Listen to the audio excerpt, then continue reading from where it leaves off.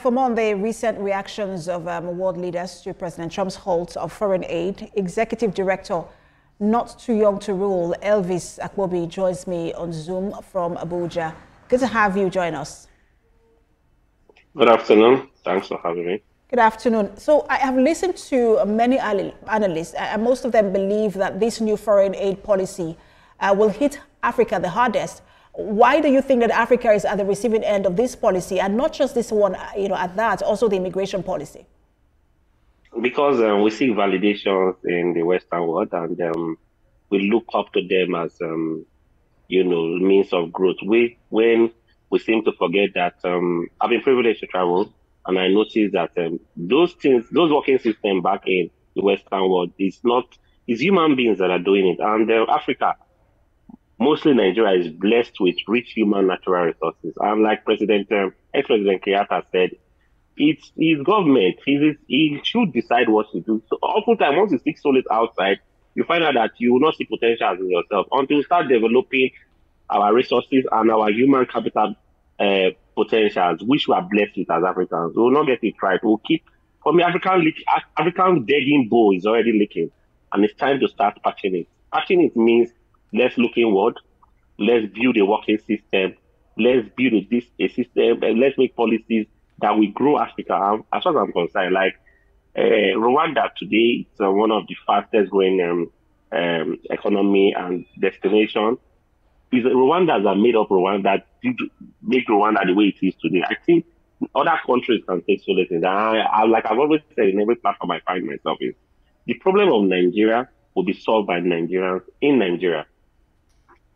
And at what point do you think that we sort of ceded this responsibility to the West and even now to China, because we do look to the West and to the East for a lot of support, and whether it's infrastructure or health, education? Because I think oftentimes we have leaders who does not prioritize, betting nice initiative, who want to always maintain the status quo. We have, I have a friend today that is part of the team that invented this heart pain something for cardiac heart attack. He's an Harvard graduate, Dr. Wire. I'm not sure the U.S. government will want to release such potential. That person is in Nigeria.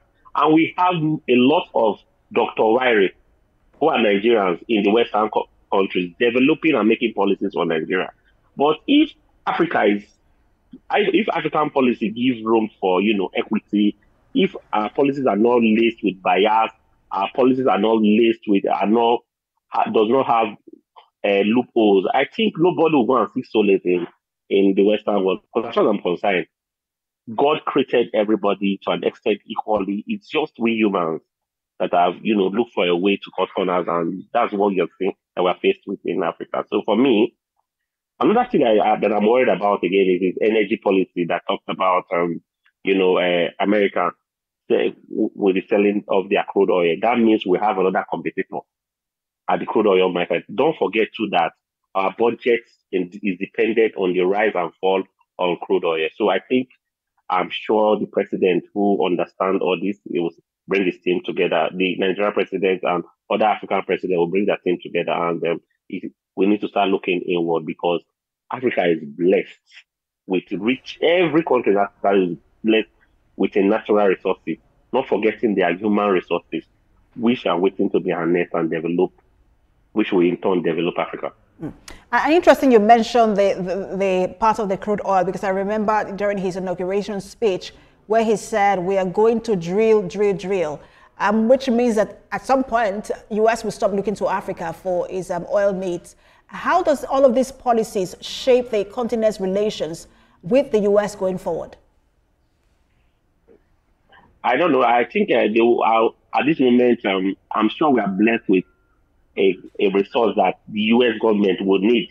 So it's time to develop that resource. So it will be a symbiotic something where they need something from us. They need a resource from us, which is often human resource from us, and we'll give to them and they give to us. Because oftentimes it seems as if we keep going to bed them, and we seem like the junior brothers, why they are the big brothers. But I believe that with a good policy, good leadership, and good people on board who in the nearest future you will see, US even coming to for us for aid.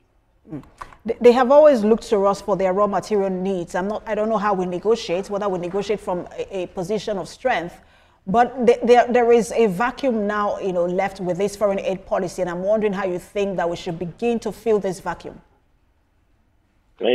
I'm a graduate of the National Institute of Strategic Policy, and I was meant to understand that it's policies that make up working system. I think Mr. President and even the governors of other states, because charity they say begins at home, so I should talk about Nigeria. The governors of other states should start vetting policies that will develop these natural resources. Where the US, we see Nigeria and Africa as a destination to want to, do bilateral trades with, and let's have this mutual beneficiary relationships among ourselves, and I think we'll get it right. But for me, I will see this opportunity to, re-echo the fact that the need for us to remember that our greatest potential as Africans is not buried underground. Our greatest potential resource is buried in the potentials of young people waiting to be harnessed, waiting to be grown, and every government should gravitate towards that. Right, thank you so much for your time. Executive Director, Not Too Young to Rule, Elvis Akwobi. Thank you. Thank you for having me.